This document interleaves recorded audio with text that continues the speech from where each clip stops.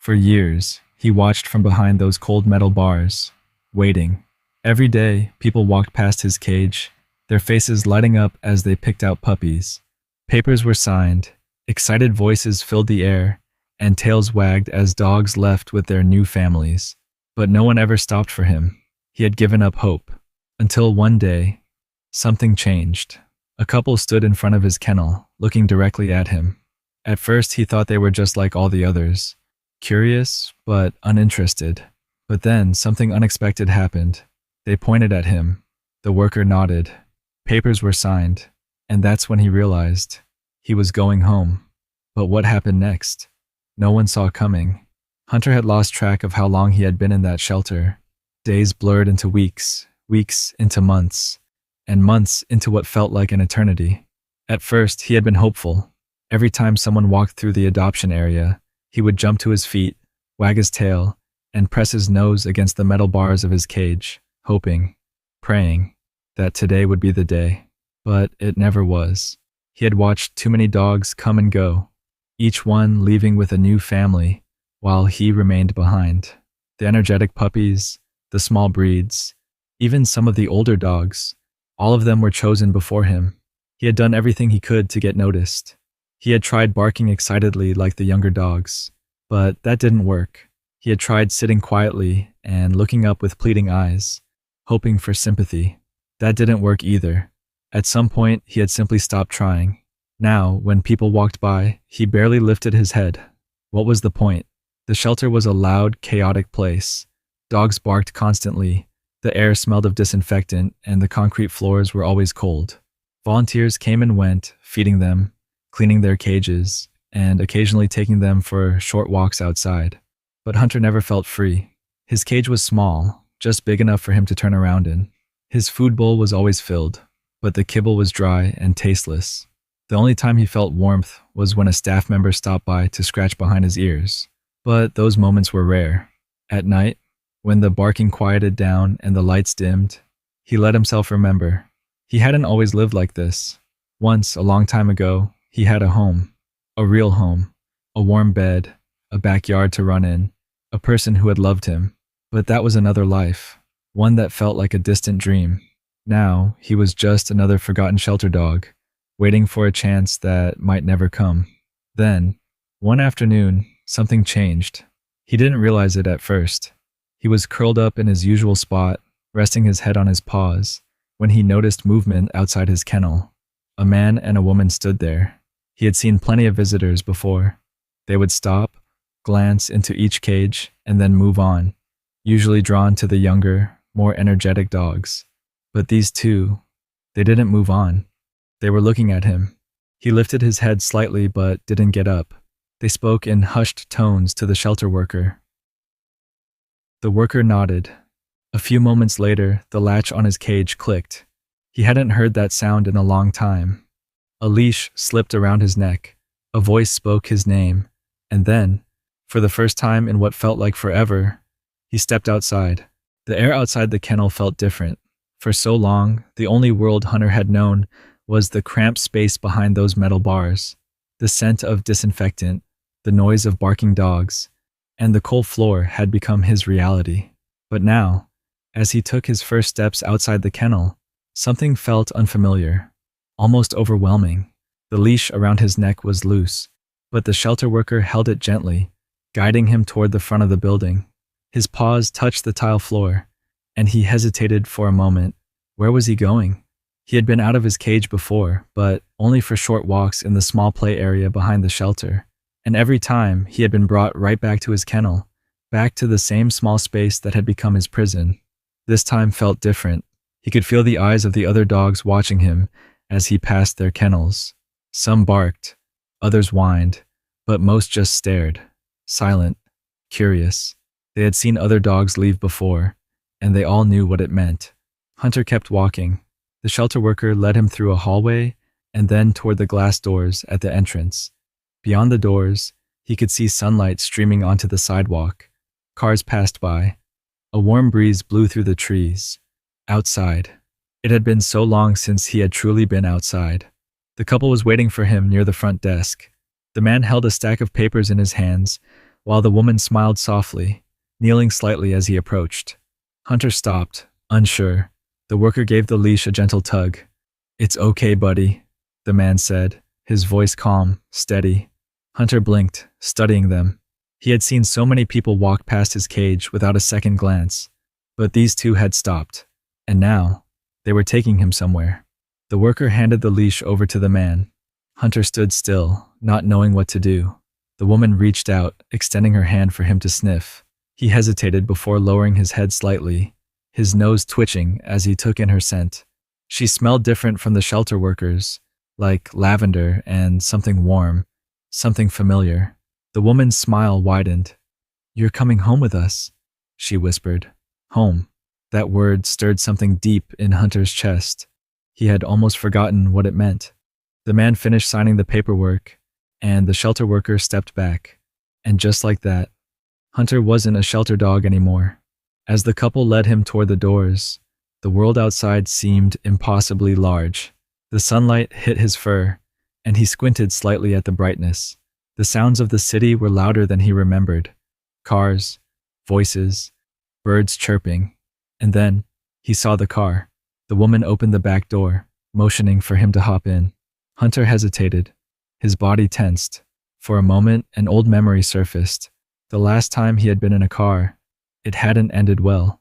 The hesitation must have shown on his face because the man knelt beside him, his hand gently rubbing his back.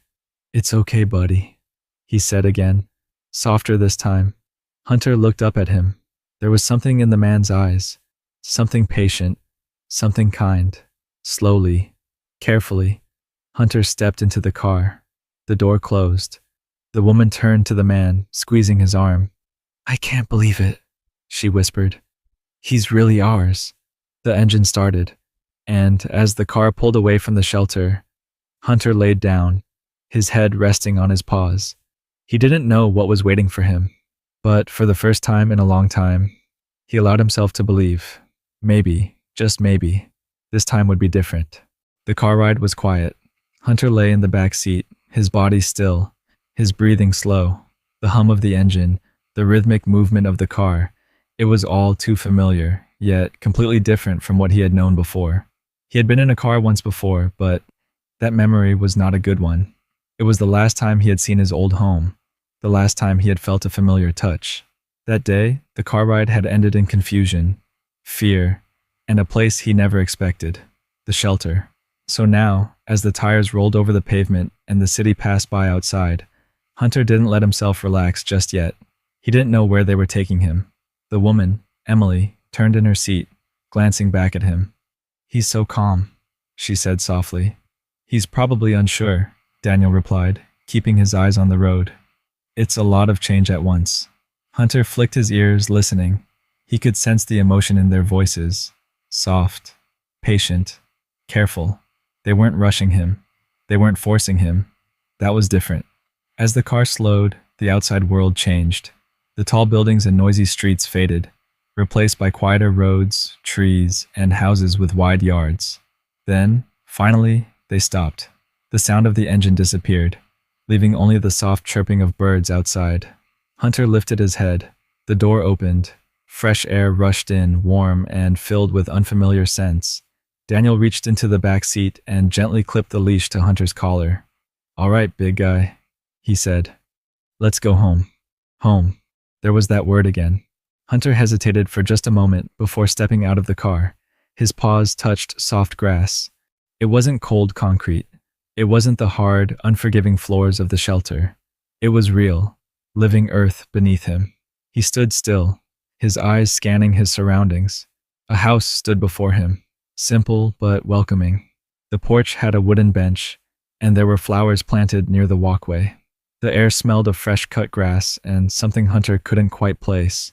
Something warm, something safe. Emily knelt a few feet away, holding the leash loosely in her hands. "You're okay," she said softly. "Take your time." Hunter looked at her, then at Daniel, who stood beside her. They weren't pulling him. They weren't hurrying him inside. They were letting him decide. And so, slowly, cautiously, Hunter took a step forward, then another. And as he walked through the front door, He felt something unfamiliar stir deep inside his chest, a feeling he hadn't allowed himself to have in a long, long time. Hope. As Hunter stepped through the front door, he paused. The house smelled different from anything he had known in a long time. It wasn't the sharp scent of disinfectant from the shelter, nor the overwhelming mix of dog food and metal cages. Instead, it was warm. Wood, fresh laundry, something faintly sweet. Maybe food. His nails clicked softly against the hardwood floor as he cautiously took another step. Emily and Daniel stood nearby, watching him but not forcing him to move. They were waiting. He wasn't used to that. In the shelter, everything was on a schedule. The workers came in, fed the dogs, cleaned the cages, and took them out when they had time. No one waited for a dog to feel ready. Hunter turned his head slightly, scanning the room. The furniture was soft and inviting. A couch, a rug, a dog bed in the corner. A dog bed. He hesitated. It had been so long since he had a place of his own. Emily crouched down near the bed and patted the cushion. "Come here, buddy," she said gently. Hunter looked at her, then at Daniel, who stood beside her with his hands in his pockets, relaxed but observant. They weren't making him do anything. Still, the idea of lying down in that bed felt wrong somehow. Like maybe if he got too comfortable, it would be taken away. So instead, he walked toward the couch, sniffing the fabric. He didn't jump up. He knew better than that. Emily smiled. "You can go up if you want," she said, sitting on the floor beside him. Hunter flicked an ear. She was giving him permission? He wasn't sure what to do with that. At the shelter, there were strict rules. The dogs weren't allowed on furniture. They weren't allowed to roam freely. There was no softness, no comfort. Hunter hesitated, then carefully lowered himself to the floor near the couch. That seemed safer. Emily reached out, her hand hovering for a moment, before she slowly, gently ran her fingers along his back. He tensed for just a second, then let out a quiet breath. It had been so long since anyone had touched him like that. Not out of obligation, not as part of a routine, but just to be kind. Daniel sat down in a chair across the room, watching quietly. "He's figuring it out," he said. Emily nodded. "Yeah, he'll need some time." Hunter closed his eyes for a moment. Time. Would he really be allowed that here? Or was this just another temporary stop before he was taken away again? He didn't know yet, but for the first time in years, he wasn't behind bars. And that was something. The first few days in his new home were quiet. Hunter moved cautiously through the house, learning its scents, its sounds, its patterns. He didn't roam far, always keeping close to the walls, never venturing too deep into the unfamiliar spaces. Daniel and Emily gave him space. They didn't crowd him, didn't force affection on him. They spoke softly, moving at a slow, steady pace, as if they understood that trust couldn't be built overnight. He ate his food, but only when no one was watching. He drank from his water bowl, but would freeze if footsteps approached while he did. He found comfort in small corners, where he could observe without being noticed. It wasn't that he didn't want to trust them, it was that he didn't know how. At the shelter, trust had meant getting hurt. Dogs were returned all the time. Families took them home, only to bring them back when they decided it was too much work. He had seen it happen over and over again. He had learned that hope only led to disappointment. But then, one evening, something changed. It was late. The house was dimly lit, the soft hum of the television filling the quiet. Emily sat on the couch, a blanket draped over her legs, her fingers running absent-mindedly along the fabric. Daniel was reading something, his brow furrowed in concentration. Hunter lay in his usual spot near the couch. Not too close, not too far, just near enough to watch. Then, without really thinking, he moved. It was just a small movement, a tiny shift forward, his paws sliding slightly closer to Emily's feet. She noticed. She didn't say anything, didn't reach out, but he saw the way her lips curved into a small, knowing smile. A few minutes passed. He inched forward again. This time, he let his head rest gently against the side of the couch. Emily exhaled softly, but still, she didn't touch him. She didn't rush him. She waited. And finally, Hunter let out a deep breath and closed his eyes. It was the first time in years that he had allowed himself to be close to someone. The first time he had let himself relax. And for the first time, he started to believe that maybe, just maybe, this was real. The weeks passed, and slowly, Hunter began to change. At first, the differences were small, so small that Daniel and Emily almost didn't notice. He started eating while they were in the room instead of waiting for them to leave. His tail, once always tucked low, began to lift slightly when he walked. Then came the real change. One morning, Daniel clipped Hunter's leash onto his collar and led him outside. It was a warm day, the sky a soft blue with wisps of white clouds scattered across it. The air smelled of fresh-cut grass, and birds chirped from the trees lining the quiet neighborhood. Emily stood by the porch, watching as Daniel walked Hunter toward the park down the street. Hunter moved carefully, still uncertain, still hesitant, but he was trying. That was what mattered. When they reached the park, Daniel led him toward a grassy field, away from the small playground where children played. It was peaceful, open, a place where Hunter could breathe. Daniel kneeled beside him and unclipped the leash. For a moment, Hunter just stood there. He looked at Daniel, then at the open field. The last time he had been truly free, he had been abandoned. The last time he had been running after someone. He wasn't sure what to do. Daniel didn't rush him. He simply sat back on the grass, watching, waiting. Then, something shifted in Hunter's mind. A memory flickered, running through a backyard, feeling the wind in his fur, hearing laughter as he chased a ball. His paws twitched, and before he even realized what he was doing, he ran. His legs stretched, his muscles remembered what it was like to move without restriction. The air rushed past his ears, and his tail lifted higher than it had in years. Emily gasped from the porch, covering her mouth as she watched. Daniel just smiled. Hunter ran in circles at first, unsure, then faster, stronger. He turned back toward Daniel, his tail wagging, his tongue hanging out. For the first time since leaving the shelter, Hunter was happy. And when Daniel called his name, he didn't hesitate. He sprinted toward him, sliding to a stop in front of him, panting hard but alive. Daniel reached out and scratched behind his ears. "Good boy," he murmured. Hunter pressed his head into Daniel's hand, closing his eyes. For the first time in years, he believed it.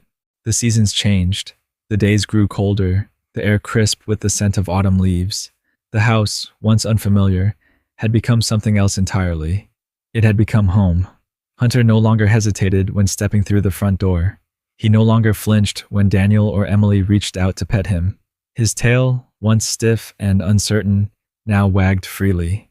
He had learned the routines of the house, the quiet mornings when Emily sipped her coffee by the window, the evenings when Daniel sat by the fireplace with a book.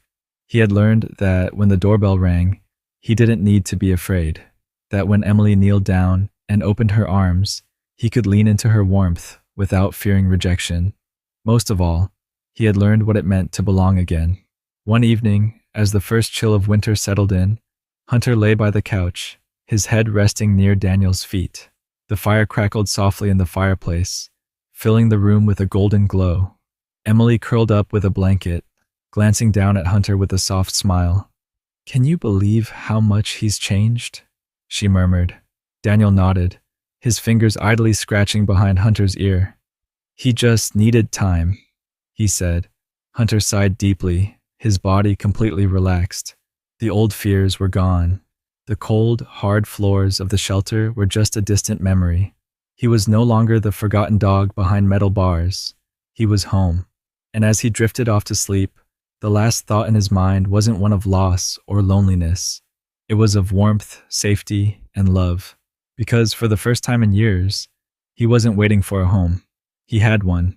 Hunter's story is a reminder that every dog deserves a second chance. There are thousands of dogs like him, waiting behind metal bars, hoping that someone will look past their age, past their scars, and see the love they still have to give. If this story touched your heart, consider supporting your local animal shelter. Adopt, foster, donate, or simply spread awareness. And if you love this journey, don't forget to like this video, subscribe to the channel, and share Hunter's story with someone who believes in second chances. Because sometimes, all it takes is one person to change a life forever.